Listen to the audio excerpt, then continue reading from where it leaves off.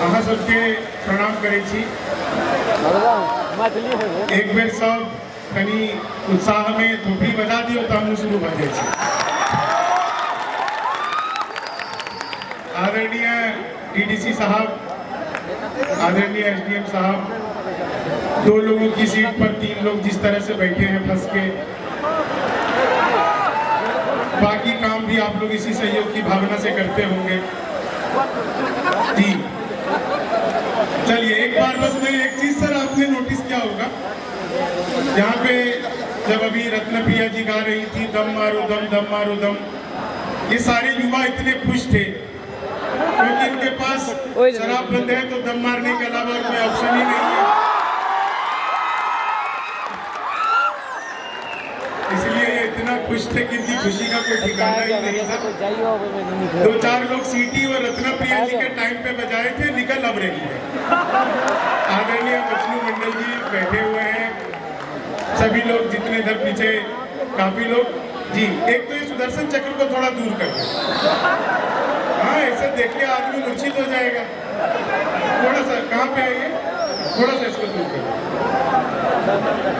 बस। आपको थोड़ी देर में 2-4 मिनट में, अच्छा हाँ सब मैथिली तो बुझे छिए ने,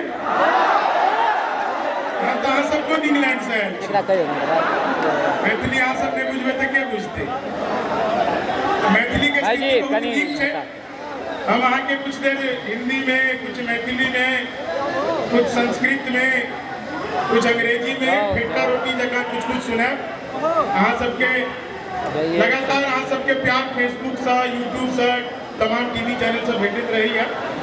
कुछ देर में हाँ सबके जत्ते गोरा सुन रहा छी, एकदम कुर्सी पर ठार गए छी कि केकरो कोरा में ठार गए छी।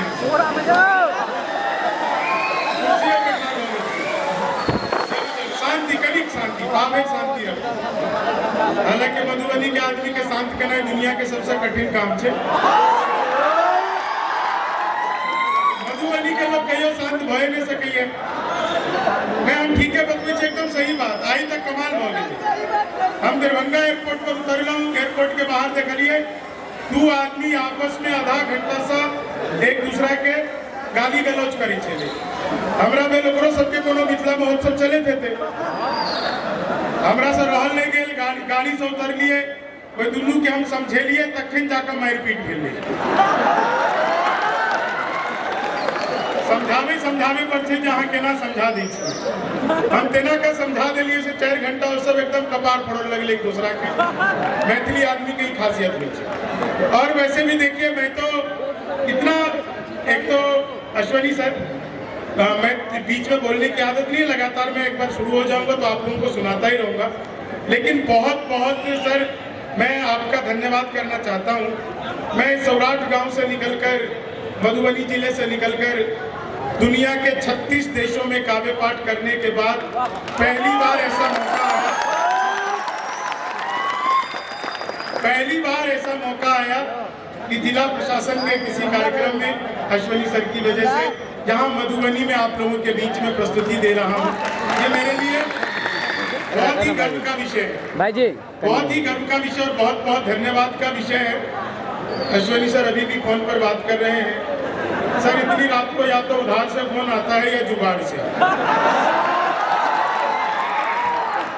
आपको देख के लगता नहीं कि आपको कोई उधार देता होगा। फोन को थोड़ी देर छोड़ दो, मेरे को आपने इतनी दूर से बुलाया है। कई लोग उधर से सीटी बजाने का प्रयास कर रहे हैं। देखिए मैं आपको बताऊं, जो लोग सीटी बजा रहे हो ना, मैंने खाली बाल बड़े किए हैं, बाकी सारी व्यवस्था वैसे ही है। सीटी बजा के कोई फायदा नहीं होगा। एक तो बहुत अच्छी बात यह है सर, इतनी सारी महिलाएं सामने बैठी हैं। मेरी चाची जी आदरणीय बसंती मिश्रा जी बैठी हैं, प्रणाम करता हूं आपको। सब यहाँ पर बैठी हुई हैं। टीवी चैनलों पर आप देखा करो, जितनी खतरनाक औरत उतनी बड़ी बिंदी। सच बता रहा हूं आपको, जितनी खतरनाक औरत। एक दिन मैंने घर में देखा, मेरी भाभी ने बिंदी लगा रखा था। मैंने कहा भाभी ये क्या है? बोले बेटा ये तुम्हारे भैया हैं। मैं दूसरे कमरे में गया तो चाची ने बिंदी लगा रखा था। मैंने कहा चाची ये क्या है? बोले ये हमारे सुहाग की निशानी तुम्हारे चाचा हैं। मैं घर से बाहर निकला तो मैंने देखा एक औरत ने एक के ऊपर एक बिंदी लगा रखी थी। मैंने कहा बहन जी ये क्या है, डबल सुहाग कैसे अफोर्ड करती हैं? लेकिन सर मिथिलांचल कितना बदल गया। आज मैंने मधुबनी में देखा एक औरत मिली, उसने टेढ़ी मेढ़ी बिंदी लगा रखी थी। बड़ा टेढ़ा सुहाग रहा होगा उसका, लेकिन ऐसा हो जाता है। अच्छा देखो एक चीज मैं आपको बताऊं, अपने मिथिला में मैं दुनिया में जहां भी जाता हूं एक चीज बताता हूं। मिथिला में जहां कहीं चले जाइए आपको दो चीजें मिलेंगी खाने में। दो चीजें आपको पूरे मिथिलांचल में मिलेंगी, एक आलू परवल, दूसरा परवल आलू। अब इसके अलावा आपको कुछ मिले ना मिले, लेकिन आलू परवल और परवल आलू जरूर मिलेगा। लोग मुझसे पूछते हैं कि भाई इसमें फर्क क्या है, तो मैं बताता हूँ कि जिसमें परवल ज्यादा हो वो परवल आलू, जिसमें आलू ज्यादा हो वो आलू परवल। हम लोग चीजों के हिसाब से नाम चेंज कर लेते हैं। मेरी तो पत्नी एक दिन बोली कि एक बात सुनो, खिचड़ी बनाओ कि पुलाव? मैंने कहा पहले तुम बना लो, जैसा बनेगा उसके हिसाब से नाम तय कर लेंगे। तो अपना बिल्कुल सच में मामला ऐसा ही है। मैं सच बता रहा हूँ। डीडीसी सर जब तक डीएम साहब नहीं आए उसी पे बैठ जाइए, थोड़े दिन बाद तो बैठना ही है। अभी से प्रैक्टिस भी हो जाएगा। देखो जनता ने समर्थन कर दिया सर, जबकि जनता इसमें कुछ कर नहीं सकती है। हाँ आप में नेता थोड़ी है, नेता तो इधर है दो चार। कितने नेता हैं यहाँ पर? अच्छा आप नेता हैं, पीछे सब नेता हो सर। मुखिया पति तो नहीं हो? अच्छा मुखिया पति भी है, नहीं सही है। ये पद भी एक बहुत अद्भुत पद है सर। नहीं देखो नेताजी को आदत होती है ना, हर जगह पे समर्थन उसके साथ चलते हैं। तो सच बता रहा हूँ डीडीसी साहब, बिल्कुल विशाल सर सच बता रहा हूँ। एक नेताजी की शादी हुई, शादी के बाद जैसे ही वो सुहागरात के कमरे में घुसे, पीछे पीछे समर्थक भी आने लग गए। नेताजी ने उन्हें बाहर ही खड़ा कर दिया, बोले तुम कहाँ आ रहे हो, चलो अंदर, उद्घाटन मैं करूंगा। अब समर्थक बाहर से आवाज लगा रहे हैं, नेताजी संघर्ष करो हम तुम्हारे साथ हैं। तो